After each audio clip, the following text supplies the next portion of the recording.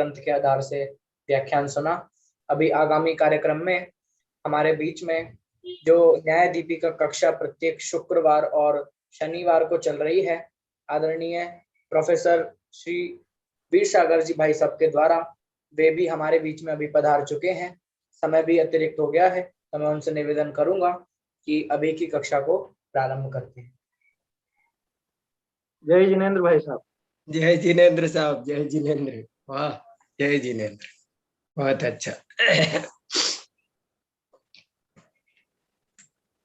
श्रीवर्धमानमर्हन्तं नत्वा बाल प्रबुद्धये विरच्यते मितस्पष्ट संदर्भ न्याय दीपिका। संदर्भ न्याय दीपिका, ये न्याय दीपिका नाम का संदर्भ ग्रंथ है, जिसकी रचना आज से लगभग 600 वर्ष पहले श्रीमद अभिनव धर्म भूषण यति ने की है। ये ग्रंथ सूत्रात्मक भी नहीं है, कारिकात्मक भी नहीं है, बोलचाल की सीधी सच्ची गद्यात्मक भाषा में है। इसलिए बहुत सरल सुबोध है और बहुत ही महत्वपूर्ण है। इसको पढ़कर जो अमृत विद्या है, न्याय विद्या, उसे हम आसानी से समझ सकते हैं। तो ऐसे ही न्याय दीपिका ग्रंथ को हम सब पढ़ रहे हैं, और इस न्याय दीपिका वाले ग्रंथ में भी हम एक ऐसे बहुत ही महत्वपूर्ण प्रकरण पर पहुंचे हैं कि जिसको समझना अत्यंत अनिवार्य है। क्या प्रकरण है वो? अनुमान का स्वरूप। मैं बार बार कह रहा हूं, इसको थोड़ा ध्यान देकर गंभीरता से समझना है कि हम अनुमान को ठीक से समझें, वरना हम तत्व ज्ञान नहीं कर पाएंगे। क्योंकि सारा का सारा तत्व ज्ञान अनुमान पर आधारित है। वस्तु का क्या स्वरूप है, जीव का क्या स्वरूप है, सिद्धों का क्या स्वरूप है, सर्वज्ञता का क्या स्वरूप है, आश्रव, बंध, संवर, निर्जरा, ये सभी विषय अनुमान के द्वारा ज्ञात होते हैं। अनुमान एक बहुत ही न्याय शास्त्र का प्राण है, केंद्र है। मैं बार बार बता रहा हूँ, याद दिला रहा हूँ आपको कि न्याय शास्त्र का एक पर्यायवाची माना है अनुमान शास्त्र या अनुमान विद्या। और बल्कि अनुमान शास्त्र में भी एक गहरा विषय है न्याय हेतु। अनुमान में भी सबसे ज्यादा समझने योग्य, जिसमें सबसे ज्यादा सावधानी अपेक्षित है, उस चीज का नाम है हेतु। हेतु को समझने में बड़ों बड़ों से गलती होती है। यदि हेतु गलत हो गया तो सारा रिजल्ट गलत हो जाएगा, पूरा फलादेश खराब हो जाएगा। और ये इतनी इम्पोर्टेंट बात है, मैंने बहुत मेहनत करके इस चीज को समझी है और तरसता रहा हूं, तब आज आपको बता रहा हूं। आप इसको थोड़ा मन लगा करके पढ़ो, मन लगाकर समझने की कोशिश करो।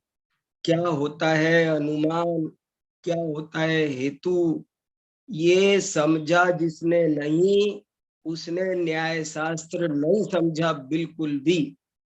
न्याय शास्त्र की विशेषता यही आके पता चलती है, अनुमान में, हेतु में। बाकी के सारे विषय तो अन्य ग्रंथों में भी मिल जाते हैं, लेकिन ये विषय वो है जिसके कारण न्याय शास्त्र कहलाता है। इसलिए इसको बहुत सावधानी से समझना है। चलिए थोड़ा सा दोहरा कर टॉपिक पे आते हैं। क्या प्रकरण चल रहा है हमारा? अनुमान किसे कहते हैं? तो उत्तर दिया, साधनात् साध्य विज्ञानम अनुमानम। ये देखो, ये परिभाषाएं याद रहनी चाहिए, लक्षण याद रहने चाहिए। मैं एक जैन न्याय का संक्षिप्त लक्षण कोश, ऐसा एक 4-5 पन्ने का एक लेख लिख रहा हूं। लेख का हेडिंग है जैन न्याय का संक्षिप्त लक्षण कोश। लक्षण कोश इसलिए बना रहा हूं कि कोई भी विषय समझना हो तो उसका फर्स्ट स्टेप, उसका प्रथम सोपान है लक्षण ज्ञान। यदि लक्षण नहीं आता तो फिर आगे की सारी बात बिगड़ जाती है। लोग बहुत बात बारीक बारीक करते हैं आगे चल करके, और मैं उनसे पूछूं कि पहले वो परिभाषा बताओ अनुमान की, तो वो ही नहीं बता पाते हैं, तो कैसे काम चलेगा? इसलिए मैं कम से कम 50 मुख्य मुख्य परिभाषा है जो एकदम जरूरी है, वो एक जगह लिख रहा हूं और आपको दूंगा। आप कम से कम वो 50 परिभाषाएं जिनको न्याय शास्त्र समझने की इच्छा है, वो 50 परिभाषाएं तो हर हालत में कंठस्थ करो।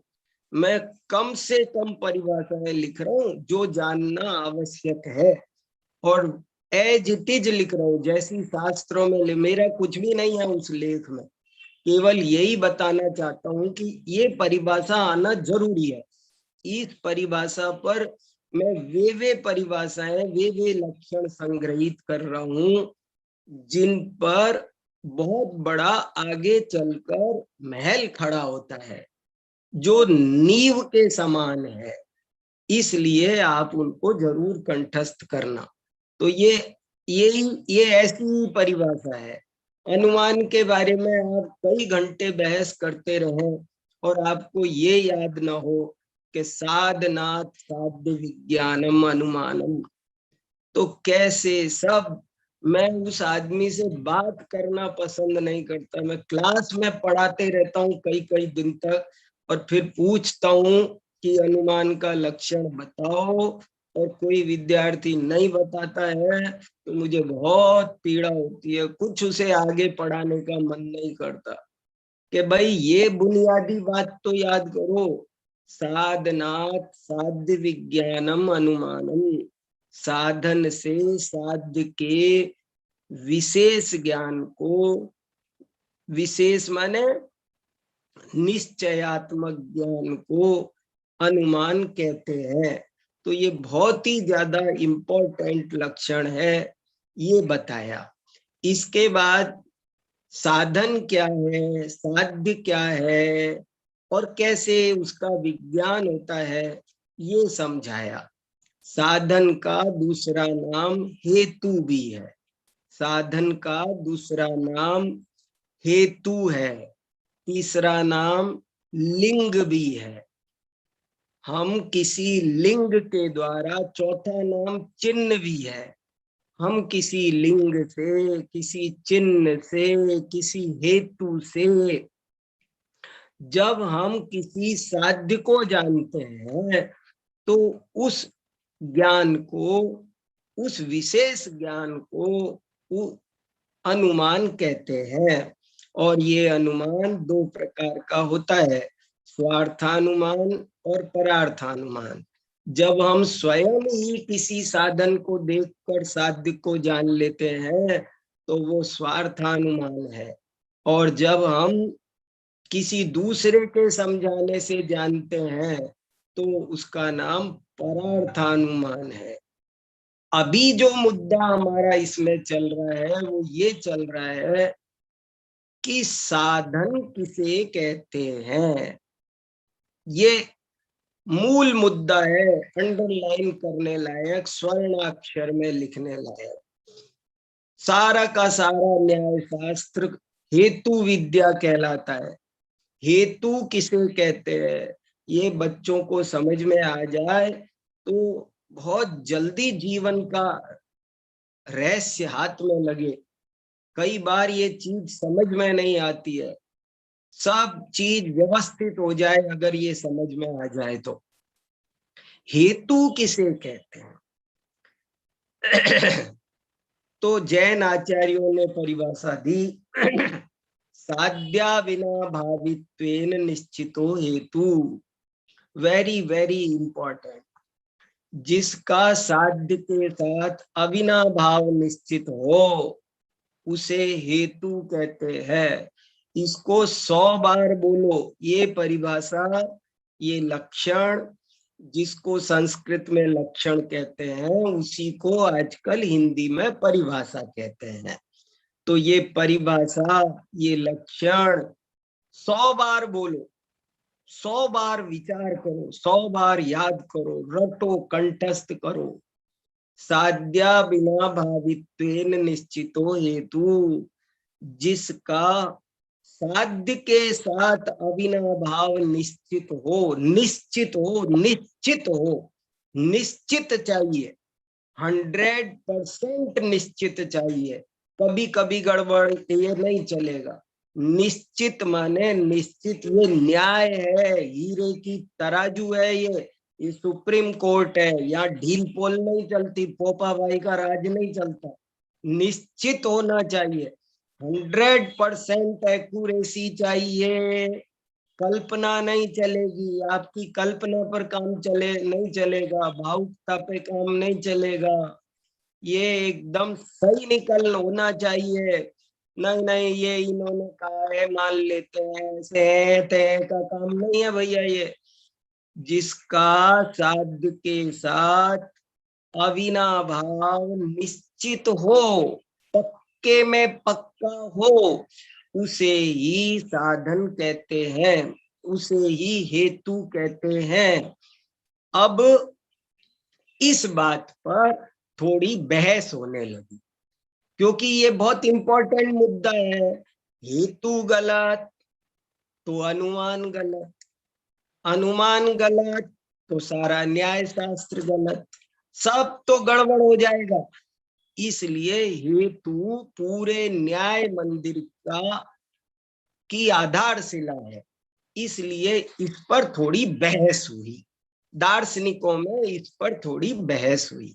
और जब बहस हुई तो क्या हुआ, बौद्धों ने कहा कि भाई हेतु को जरा मजबूत करो, हेतु में 3 लक्षण बनाओ, त्रिरूपता बनाओ, हेतु को त्रिलक्षणात्मक। उसकी एक परिभाषा से काम नहीं चलेगी, उनको 3 से तरफ कवर करो, तब जाकर के वो बढ़िया सही हेतु बनेगा।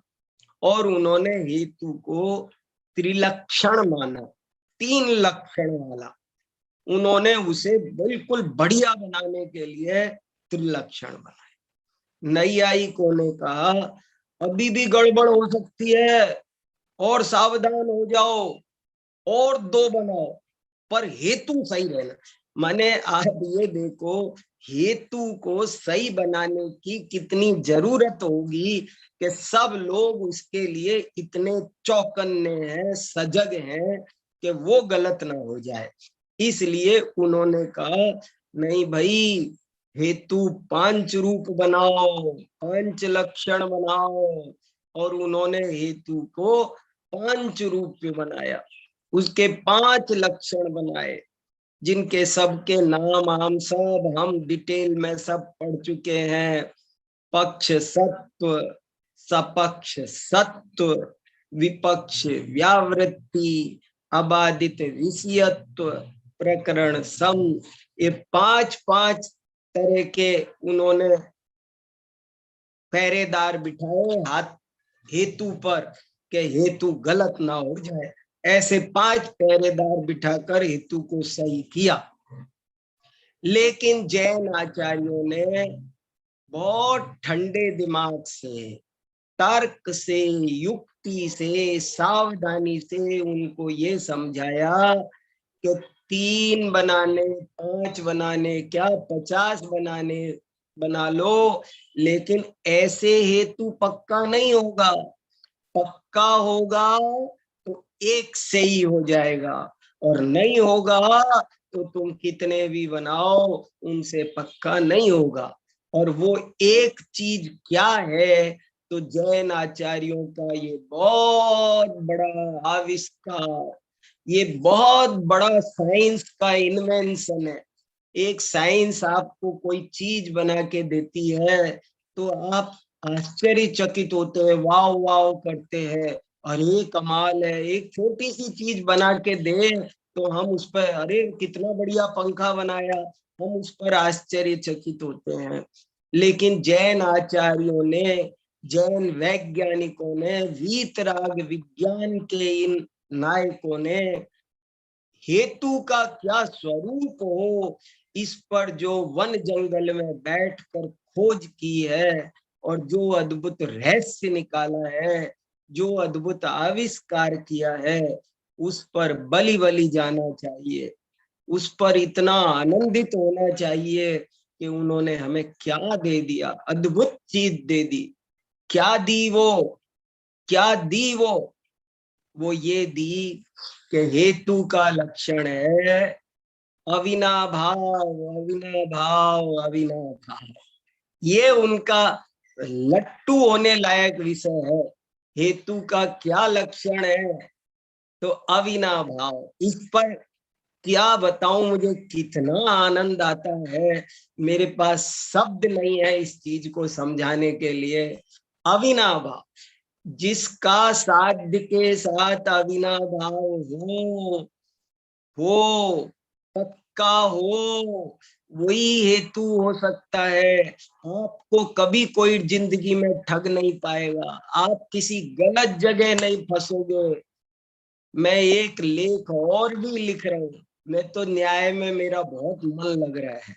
अभी कई एक लेख में ये भी लिख रहा हूँ कि न्याय शास्त्र के अध्ययन से कैसे लाभ होता है, होता कैसे है आखिर। तो मैंने उसमें एक बताऊंगा बाद में, 1-2 मिनट की बात बताता हूं। एक पंक्ति लिखी है कि तत्व ज्ञान की प्राप्ति में 3 बाधाएं हैं। देखो सुनो गजब की बात।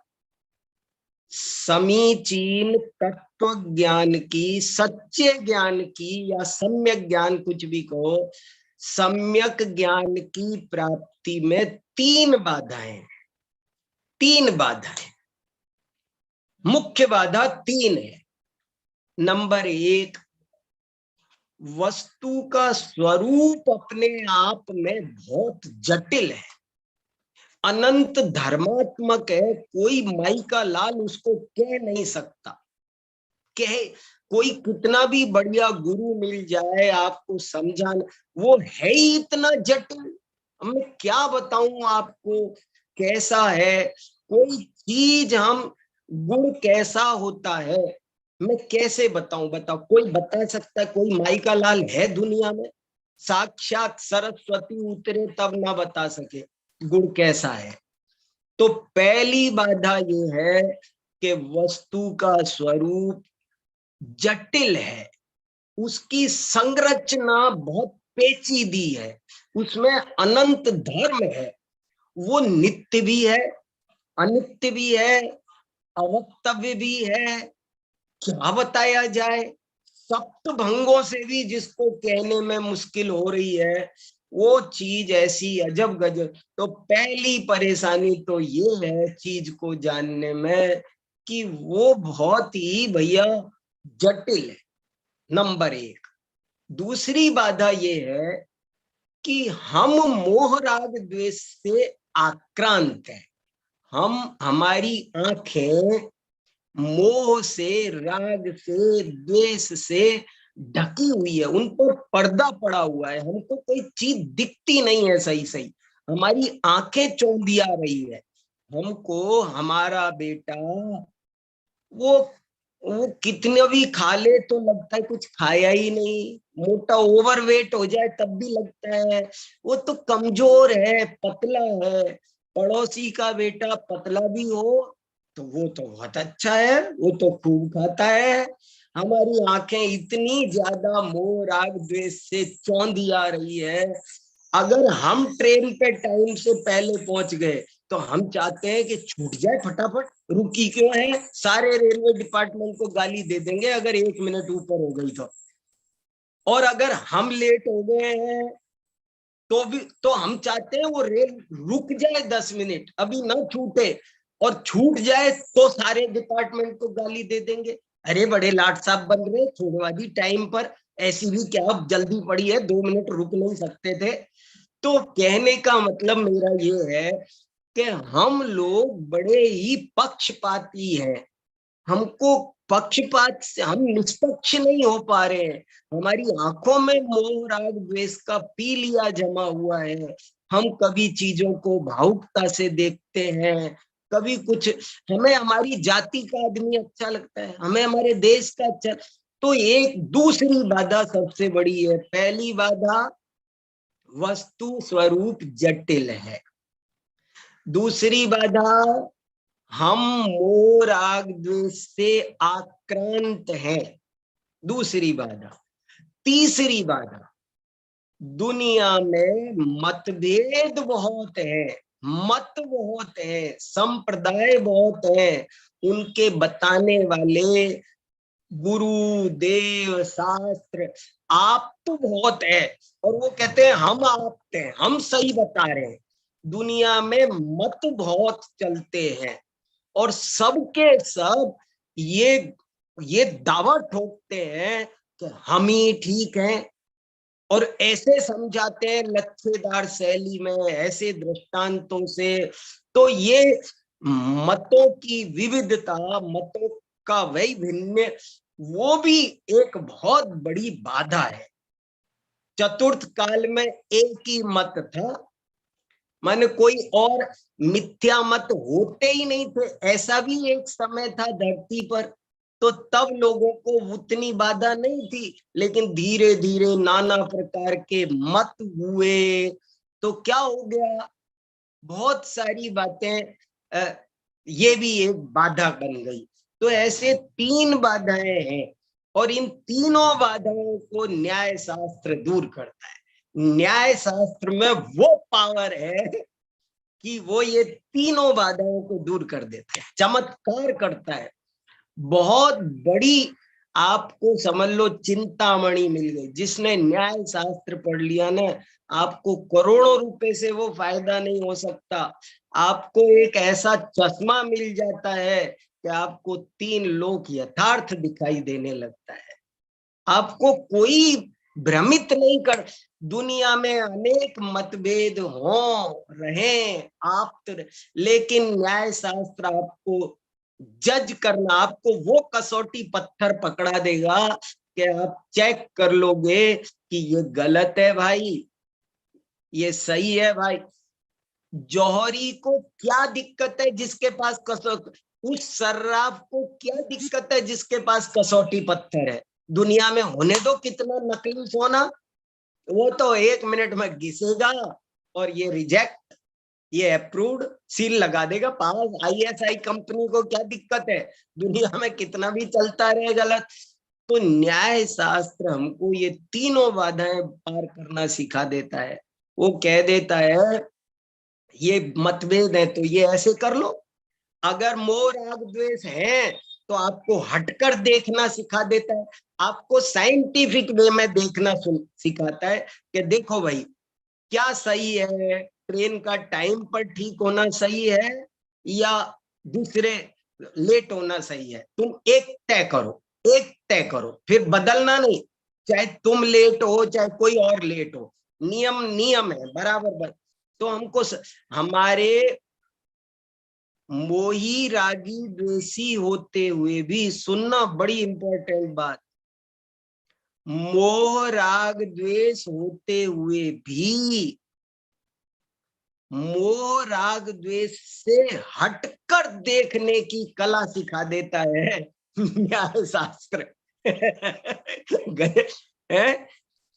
भले कोई कितना भी, मैं मोही हूं, लेकिन मैं समझ जाऊंगा कि ये बात गलत। अगर मैं टेबल के इधर बैठा हूं, दुनिया में होता है अन्याय, मैं टेबल के इधर बैठा हूं तो अलग बात है, और उधर बैठा हूं तो अलग बात है। तब हम कहते हैं कि नहीं, किसी ऑफिस में जाते हैं तो हम कहते हैं सर आप टेबल के उधर बैठे हो, इसका मतलब ये नहीं होता, बात कायदे की करो। तो कायदा हमको सिखा, मोही रागी द्वेषी होते हुए भी हमें मोह राग द्वेष से ऊपर उठकर देखना सिखा देता है। ऐसे ही वस्तु अनंत धर्मात्मक होने दो, जटिल होने दो, न्याय शास्त्र हमको मुख्य गौण की व्यवस्था सिखा देता है। वो कहता है ऐसे करो, इसे मुख्य करो, अब इसे गौण, अभाव नहीं करना, एक मिनट, इसे गौण करो, अभाव नहीं। ये हमें मुख्य गौण की कला सिखाकर वो अनंत धर्मात्मक जटिल की जटिलता को भी सुलझा देता है। तो ऐसे करके न्याय शास्त्र अमृत है भैया। तो ये बहुत बढ़िया हेतु विद्या है। हेतु को पहचानो, सच्चा हेतु होना चाहिए, चाहे दुश्मन बोले, और गलत हेतु चाहे पिताजी बोले, चाहे मेरे गुरुजी भी बोले, गलत है तो गलत है। ये एक बहुत गजब जैन दर्शन, बहुत बड़ा विज्ञान है, बहुत भाग्य से हमको मिला है, और अभी भी हम इसको ठीक से नहीं समझ पाएंगे तो हमारा बड़ा नुकसान हो जाएगा। इसलिए बी सीरियस इसलिए अपन को बहुत सीरियस होकर के इसे पढ़ना है। चलो एक पैराग्राफ पढ़ के सुनाता हूँ। अब बहुत अच्छा, हेतु का क्या स्वरूप है, वो 3 भी नहीं है, मुद्दा ध्यान रखना, 3 भी नहीं है, 5 भी नहीं है, हेतु का लक्षण एक ही है, और उस एक का नाम है अविनाभाव। अविनाभाव, और अविनाभाव का दूसरा नाम क्या है, अन्यथानुपपत्ति। ये शब्द लिख लेना चाहिए 2-2 3-3 बार, इनको बोलना सीख लो, यही तो दमदार है। ये नहीं पकड़ में आएंगे तो कैसे कर। अन्यथानुपपत्ति, इसका संधि विच्छेद करो, अन्यथा प्लस अनुपपत्ति। अब अनुपपत्ति का भी टुकड़ा करो, अनुपपत्ति। उपपत्ति माने होना, प्राप्ति, उपपत्ति माने उपपत्ति, उपपत्ति माने प्राप्ति, अनुपपत्ति माने अप्राप्ति, प्राप्त नहीं होने का नाम है अनुपपत्ति, और अन्यथा माने अदरवाइज। जैसे इसको उदाहरण से समझो कि जैसे धुआं की अग्नि के साथ अन्यथा अनुपपत्ति है, इस लाइन को पकड़ के लटक जाओ, धुआं की अग्नि के साथ अन्यथानुपत्ति है, मतलब धुआं अग्नि के साथ ही होता है, और यदि अग्नि ना हो तो नहीं होता है, अनुपपत्ति है उसकी। ऐसा साधन चाहिए, ऐसा साधन चाहिए, तब आप तत्व निर्णय सही सही कर पाओगे। चलो पैराग्राफ नंबर, आज का पैराग्राफ अब आगे पढ़ते हैं। पैराग्राफ नंबर 49, हमने 48 तक पढ़ा, अब 49 नंबर का पैराग्राफ पढ़ता हूं। एक उदाहरण देकर के ये समझा रहे, देखो कैसी कृपा कर रहे हैं, उदाहरण देकर समझा रहे। 49 नंबर का पैराग्राफ पढ़ते हैं। पैराग्राफ संस्कृत में है, मैं आपको पहले एक बार इसको पढ़ता हूं शांति से, फिर आपको अपनी भाषा में बाद में फिर समझाऊंगा। अभी पैराग्राफ पढ़ते समय कम समझ में आए तो घबराना नहीं, मैं बाद में पैराग्राफ पढ़ने के बाद फिर अपनी भाषा में आपको फिर समझाऊंगा। अभी पैराग्राफ पढ़ना बहुत जरूरी है। किंच गर्भस्थो मैत्री तनय श्यामो भवितुम अर्हति। किंच, किंच माने हम हमारी बात को और भी विस्तार से कहते हैं। किंचे माने और भी कहते हैं, और भी बात है कि और भी सुनो। अगर मैं किंचे का हिंदी अनुवाद करूं तो कुछ ऐसा हो सकता है, और भी सुनो। किंचे माने पहले हम कह ही चुके तुमको कि ये तरीका गलत है तुम्हारा, लेकिन और भी सुनो, इसमें और भी दिक्कत है। किंचे माने इसमें और भी बात है। वो क्या, सुनो। गर्भस्थो मैत्री तनय श्यामो भवितुम अर्हति।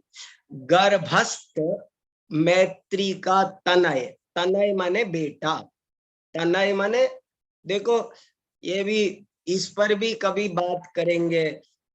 जैन आचार्य तनय बोलते हैं और बहुत से लोग बेटे को आत्मज बोलते हैं।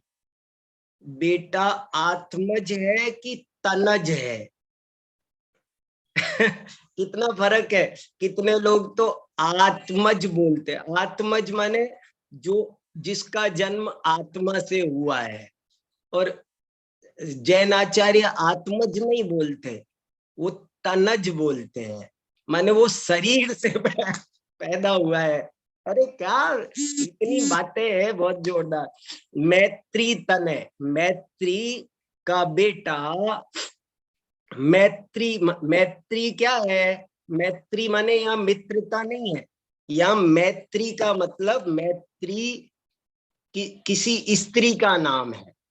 मैत्री एक स्त्री का नाम है और उसका बेटा, मैत्री का बेटा जो गर्भ में है, गर्भ में स्थित मैत्री का बेटा श्यामो भवितुम अर्हति।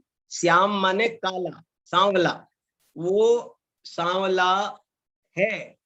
क्यों? क्योंकि वो मैत्री तनयत्वात्, क्योंकि वो मैत्री का तनय है, बेटा है। अब बस पहले इतने से को, ये अनुमान वाक्य है। अनुमान वाक्य क्या है? ये अनुमान वाक्य समझो पहले।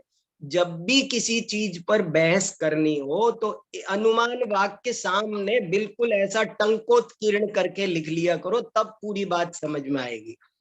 अनुमान वाक्य क्या है? गर्भ में स्थित मैत्री का बेटा सांवला है क्योंकि वो मैत्री का बेटा है। ये अनुमान वाक्य है।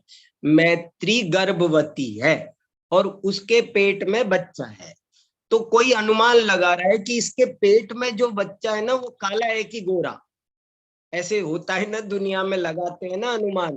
तो वो अब अनुमान लगा रहे हैं कि इसका जो पेट में बच्चा है वो काला है कि गोरा।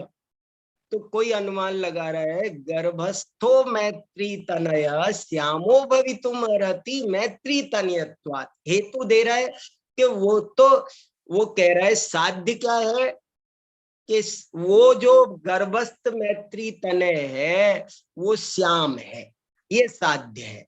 और हेतु क्या है? हेतु ये है क्योंकि वो मैत्री का बेटा है, बस।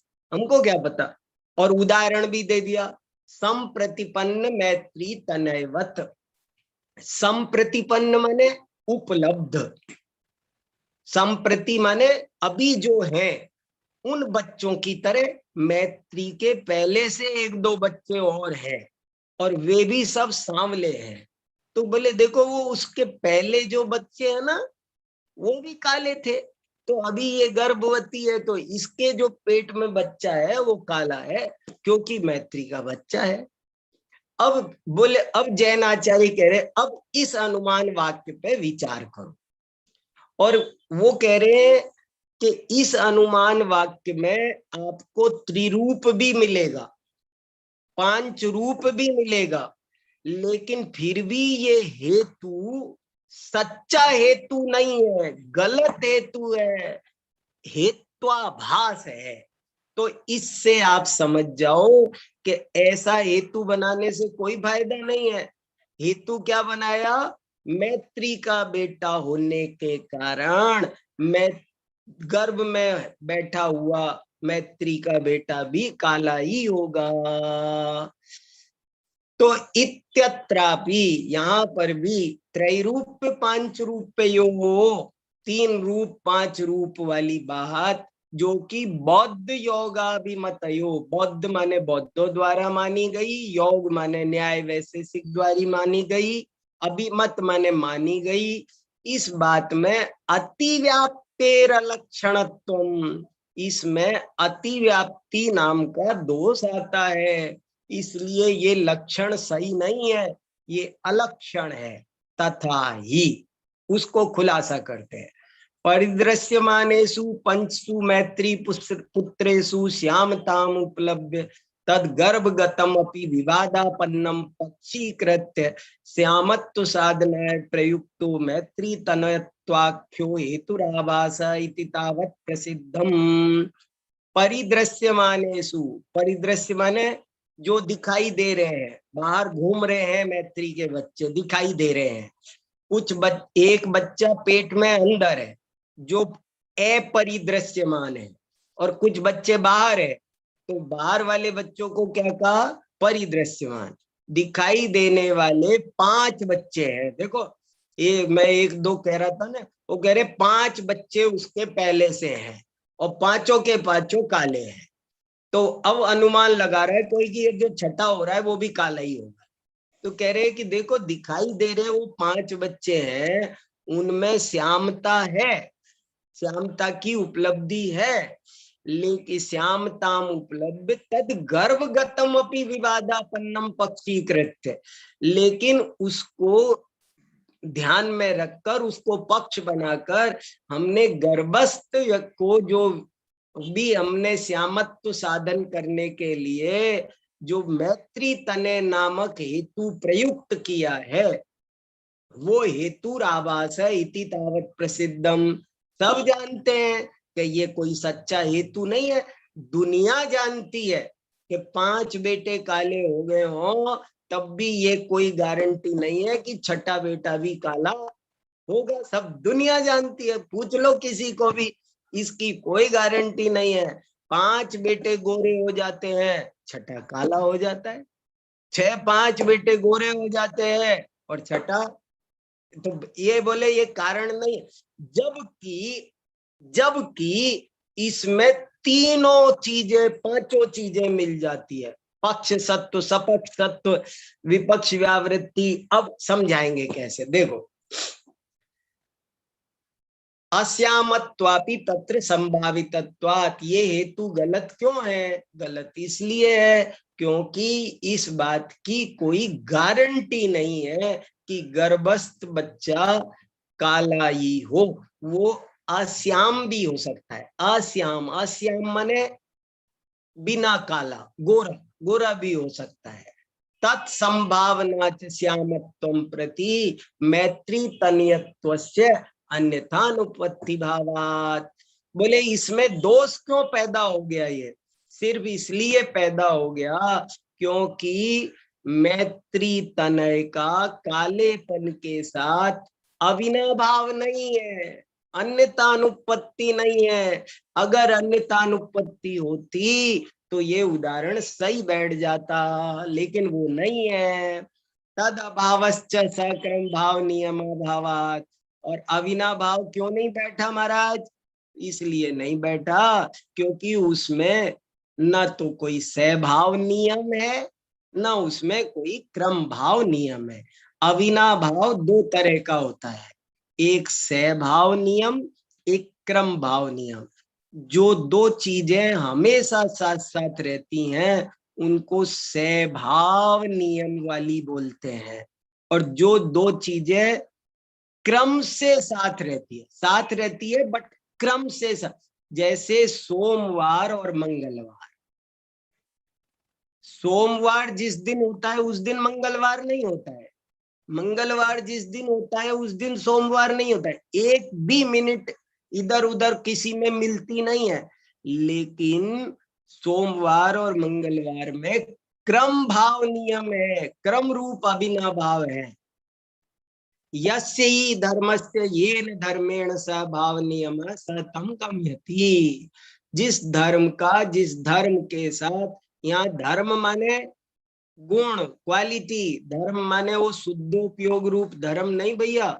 जिस धर्म का माने जिस बात का जिस बात के साथ सहभाव नियम हो, साथ साथ सहभाव नियम, सह माने साथ में, भाव माने होना, नियम माने रूल पक्का, नियम होगा तम गमयति, वो उसको बताता है। गमयति माने गमयति, ये शब्द याद रखना है। गमयति, गमयति माने ज्ञापयति, सूचयति, वो हमको ज्ञान कराता है, बताता है।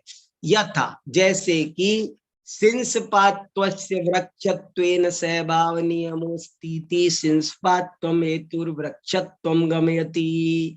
जैसे कि सिंसपा माने शीशम, शीशम के पेड़ को संस्कृत में सिंसपा बोलते हैं। तो बोले जैसे शीशम का वृक्ष के साथ सहभाव नियम है, इसलिए शीशमपना वृक्षपने को बता देता है। गमयति माने बताता है। जैसे ये कहा जाए कि भाई ये पेड़ है क्योंकि शीशम है, शीशम वही होता है जो पेड़ होता है, तो शीशम का वृक्षत्व के साथ अविनाभाव है, इसलिए वो हेतु बन गया।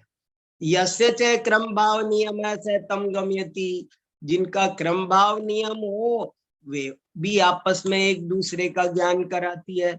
यथा धूमस्य अग्न्यंतर भाव नियमो स्थिति धूमो अग्निम गम्यति, जैसे कि धूम का अग्नि के बाद, देखो कैसी संधि विच्छेद, धूमस्य अग्नि अनंतर, कितने शब्द है, देखो एक सीट पर बैठ जाते हैं बहुत बहुत शब्द। धूम का अग्नि के अनंतर, अनंतर मैंने बाद में, तदनंतर बोलते हैं ना, अनंतर भाव नियमोस्ति, धुआं अग्नि के बाद ही होता है, पहले अग्नि होती है तभी धुआं होता है, ये उसका नियम ही है। इसलिए धूम अग्नि को गमयति, बताता है, दिखाता है। नई मैत्री तनियत्वस्य हेतुत्वाभिमतस्य श्यामत्वेन साध्यत्वाभिमतेन सहभावः क्रम भावो वा नियमोस्ति।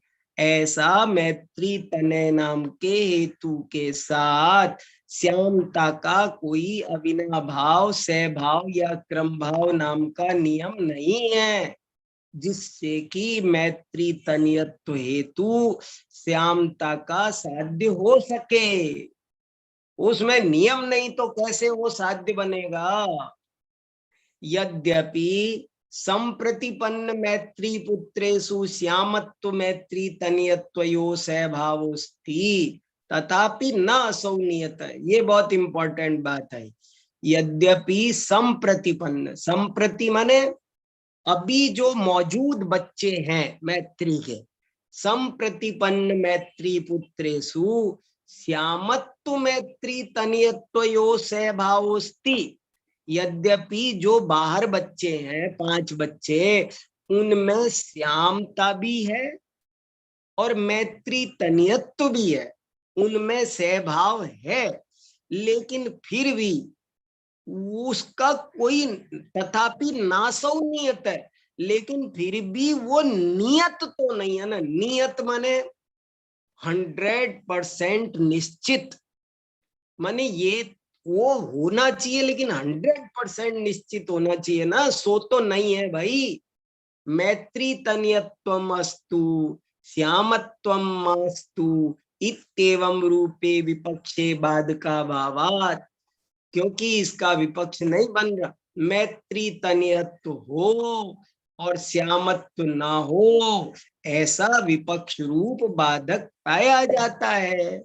विपक्षे बाधक प्रमाण बलात् खलु हेतु साध्योर व्याप्ति निश्चय। विपक्ष में बाधक प्रमाण नहीं मिलना चाहिए, इसी से तो हेतु और साध्य की व्याप्ति का निश्चय होता है, और वही हमने नहीं किया तो कैसे हेतु बना सकते हैं। व्याप्ति निश्चयतः सहभावः क्रम भावो वा व्याप्ति का निश्चय होने से ही हमको ये पता चलेगा कि इनमें सहभाव है या क्रम भाव, दो तरह का अविनाभाव है। जैसा कि परीक्षा मुख के तीसरे परिच्छेद के 16वें सूत्र में कहा है, स क्रम भाव नियमो विनाभाव इति वचनात्।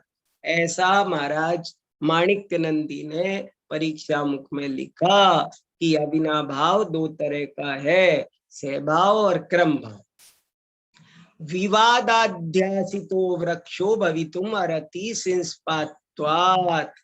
विवादाध्यासित माने जिसको हमने जाना नहीं है, जिस पर वादी प्रतिवादी में अभी निर्णय नहीं हुआ है, उसको कहते हैं विवादापन्न, विवादाध्यासित। विवादाध्यासित वस्तु वो वृक्ष है। ये कोई पूछे ये सामने क्या है, तो बोले ये सामने क्या है, तो उस चीज को बोलेंगे विवाद। जैसे कोई कहे ये क्या है, तो ये चीज हो गई विवादापन्न, विवादाध्यासित। विवादाध्यासित का मतलब समझना जरूरी है। विवादाध्यासित मतलब ये क्या है, तो ये क्या है ऐसे, इसका नाम है विवादापन्न। तो विवादाध्यासित वस्तु वृक्षो भवितुम अर्हति, वृक्ष है। क्यों? सिंसपात्वात्, क्योंकि वो शीशम है। या सिंसपा स वृक्ष यथा संप्रतिपन्ना, जो शीशम होता है वो वृक्ष होता है। जैसे कि देख लो, कोई भी संप्रतिपन्न माने दुनिया उपलब्ध है खुली। अत्र हेतुरस्तु साध्यम मा भूति तस्मिन् विपक्षे सामान्य विशेष भाव भंग प्रसंगो वाद का। यहाँ पर हेतु है, साध्य नहीं हो।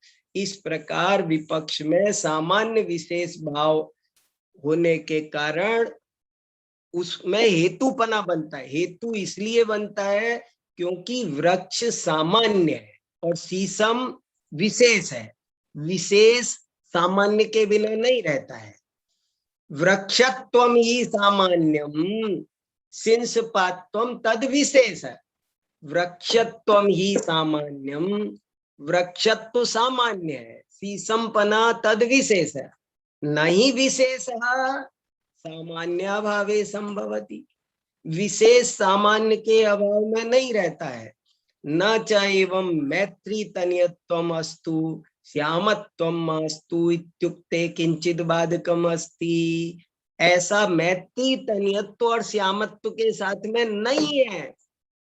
जैसा शीशम और वृक्ष में है ऐसा हिसाब बैठना चाहिए था ना, लेकिन ऐसा नहीं बैठता है।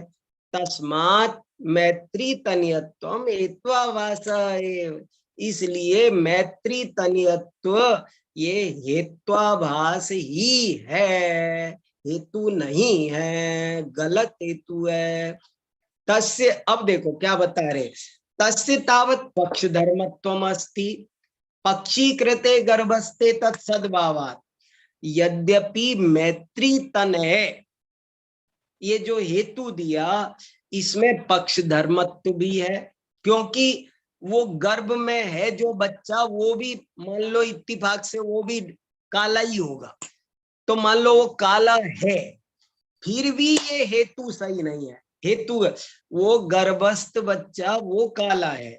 सपक्ष क्या है, जो बाहर खेल रहे बच्चे हैं। सपक्षेषु संप्रतिपन्नेषु तस्य विद्यमानत्वात् सपक्षे सद्भावात्, कि वो सपक्ष में जो उपलब्ध बच्चे हैं उनमें भी कालापन पाया जाता है, तो सपक्ष सत्व भी मिल गया। थोड़ा आगे बढ़ाओ, है ना।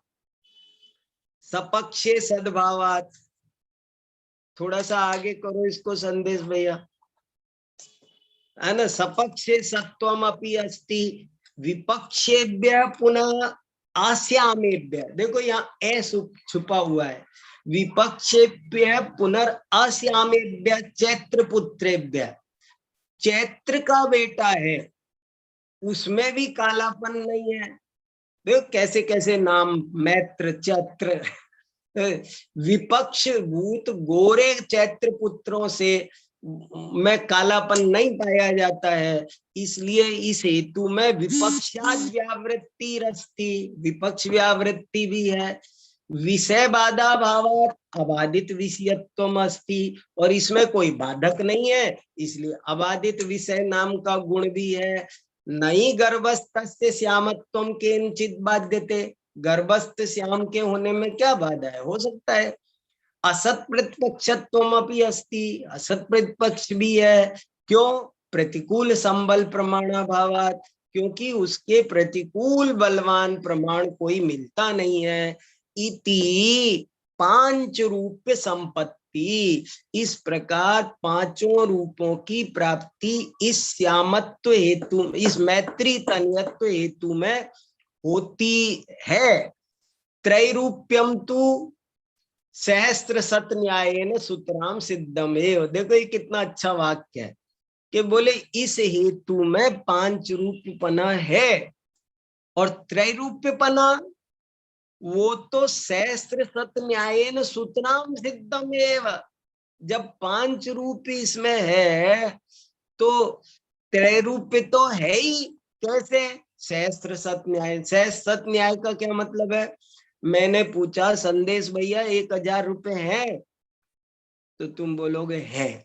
फिर मैं पूछू तुम्हारे पास 100 रुपए है, तो कहोगे क्या हो गया, जब मैं बोल रहा हूं मेरे पास 1000 है, तो 100 जिस 100 के ही तो 10 मिल करके 1000 बनते हैं, जिसके पास 1000 है उस पर 100 नहीं होंगे क्या।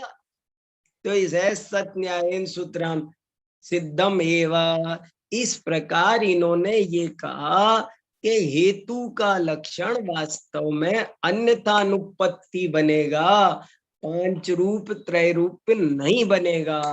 किसी को कुछ पूछना कहना हो तो बोलो भैया। जी, किसी का भी कोई प्रश्न हो तो आप हैंड रेज करें। क्या समझ में आया बताओ, हाँ बोलो आशीष जी, क्या आप? जी हाँ रितु जी, एक एक को बोलो, दोनों जने बोलेंगे। जी हाँ रितु जी। जय जिनेन्द्र। हाँ जय जिनेन्द्र, सुनाइए। समझ में पूरा आ गया, पर हल्का सा वो 2-3 लाइन, जैसे फर्स्ट नंबर आई थी धुआं अग्नि, तो 2 लाइनें मेरे है ना आवाज चली गई थी, नेटवर्क, तो वो 2 रह गई थी, तो समझने में थोड़ा सा डिस्टर्ब हो गया मुझे। आ जाएगा। हाँ। या तो क्या, या तो दोबारा सुन लेना एक बार। हाँ हाँ ठीक है या तो रिकॉर्डिंग दोबारा। क्या नहीं समझ में आया, क्या छूट गया आपका? वो दुआ, मतलब इसका पूरा मोरल थोड़ा सा समझ में नहीं आया, पूरा अर्थ समझ में आ गए, जैसे मैत्री भाव, और वो सेकेंड नंबर की लाइन जो थी ना समझा रहे थे, वो सेकेंड में थोड़ा सा डिस्टर्ब हो गया मुझे। अच्छा, मेरे को ध्यान में नहीं आया कहाँ। हाँ मैं रिकॉर्डिंग सुन लूंगी, रिकॉर्डिंग सुन लूंगी। रिकॉर्डिंग सुन लेना, और फिर भी नहीं समझ में आए ना तो अभी हमारी कल भी क्लास होगी। हाँ हाँ हाँ, तो कल पूछ लेना उसको, तो मैं ठीक से बहुत अच्छा समझ में भी आ गया। और नहीं तो मुझे व्हाट्सएप कर देना तो बता हाँ, दूंगा। हाँ, हाँ, ठीक है। हाँ और बताओ आशीष जी। मेरा प्रश्न है कि क्या लक्ष्य और लक्षण में अन्यथा अनुपत्ति होगी? लक्ष्य और लक्षण, जी देखो एक अच्छा प्रश्न है, आप भी चिंतन करो, मैं भी करता हूँ।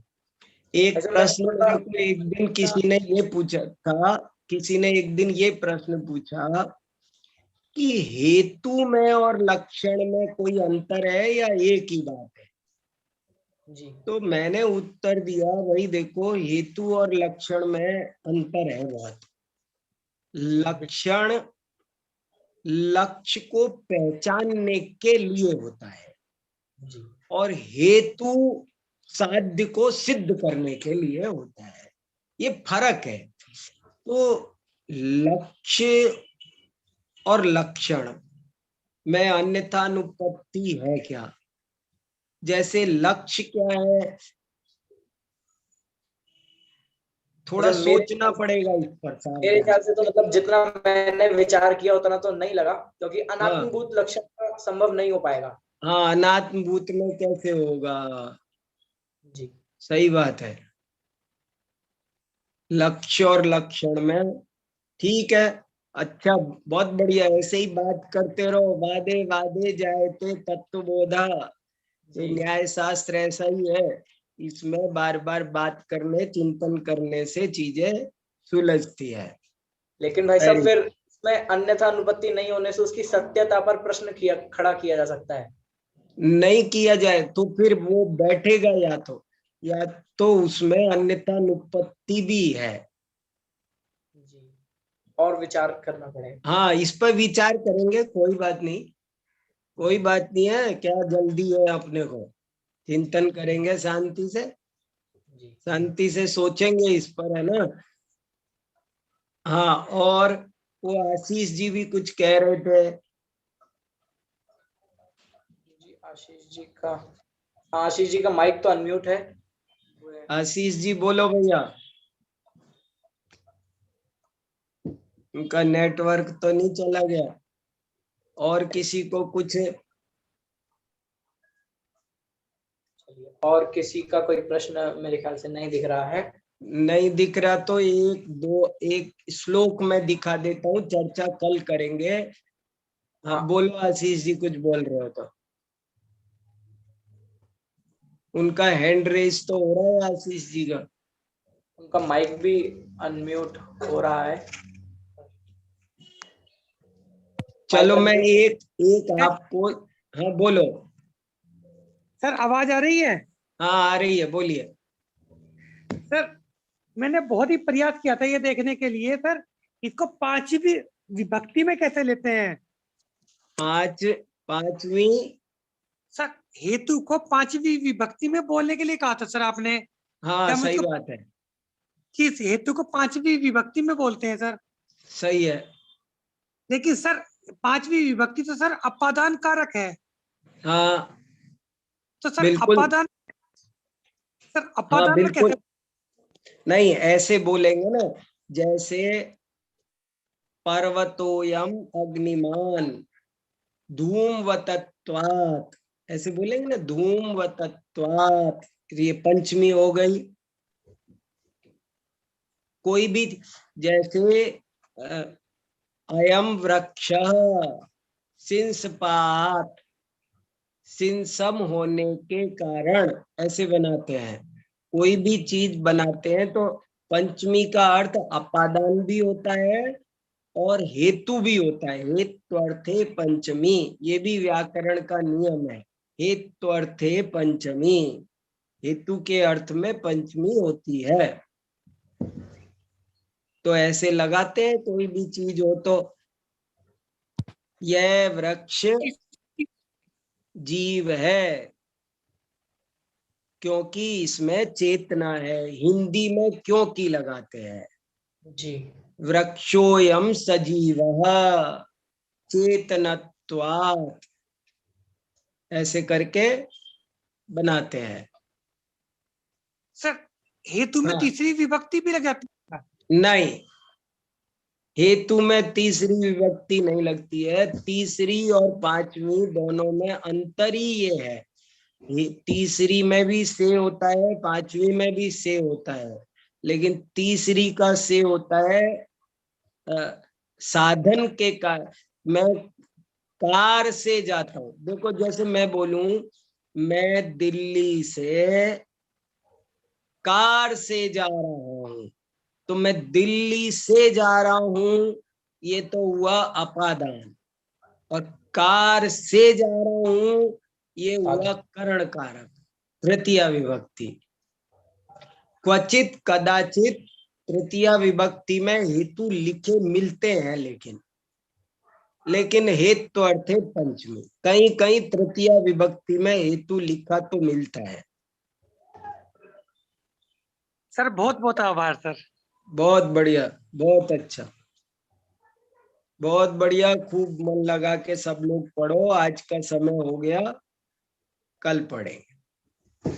इस प्रकार अभी की कक्षा हमारी बहुत सुंदर रही। हमारे सौभाग्य से आदरणीय भाई साहब का सुंदर चिंतन इस न्याय विषय पर जीवन उपयोगी चिंतन हमें सुनने के लिए मिला। वास्तव में न्याय की चीज अद्भुत है। मैंने भी थोड़ा विचार किया तो जैसे अपने जनागम के जितने भी सिद्धांत हैं उन सब में कहीं ना कहीं न्याय झलकता है। वास्तव में देखा जाए तो एक अध्यात्म का बहुत बड़ा पक्ष इस न्याय के अंदर दिखता है। जैसे अकर्तावाद सिद्ध करना है तो किसी में कितना ही मूड मारो उसको समझ नहीं आएगा, लेकिन एक बार यदि अन्यथा अनुपत्ति समझा दी जाए तो उसको अकर्तावाद का सिद्धांत, वस्तु स्वातंत्र का सिद्धांत बहुत सरलता से समझ में आ सकते हैं, उसको स्वाधीनता अपनी समझ में आ सकती है। जैसे निमित्त उपादान का सिद्धांत है, भाई सब कुछ गलत बोलूं तो बताना। निमित्त का सिद्धांत है तो निमित्त उपादान की सीधी सरल इस दृष्टि से इतनी बढ़िया परिभाषा बनाई जा सकती है कि जिसमें कार्य के साथ अन्यथा अनुपत्ति हो वो उपादान है, जिसमें कार्य के साथ अन्यथा अनुपत्ति नहीं हो वो निमित्त है, जिसपे आरोप आ रहा है। तो ऐसा भी हम सभी सिद्धांतों में इस न्याय के विषय को बहुत सुंदर तरीके से लगा सकते हैं और वो सब दृढ़ता से इसके माध्यम से हम पालन कर सकते हैं। ऐसा बहुत सारा विचार समस्त सिद्धांतों में, जीवन में पग पग पर इसे किया जा सकता है। वास्तव में एक जीवन जीने की कला भी इसको बनाया जा सकता है। बहुत विस्तार से बहुत बड़ा चिंतन इस पे किया जा सकता है। इस प्रकार हमने बहुत सुंदर तरीके से न्याय की कक्षा को पढ़ रहे हैं। कल भी इसी समय पर हमारी 4 बजे से कक्षा रहेगी। आप लोग कल भी इसी समय पर पधारें और कक्षा का लाभ लें। अभी जिनवाणी स्तुति के माध्यम से कक्षा को विराम देंगे। निज निधि निज में बताई यह अनंत उपकार है, उसके लिए जिन वाणी माँ को वंदना शत बार है।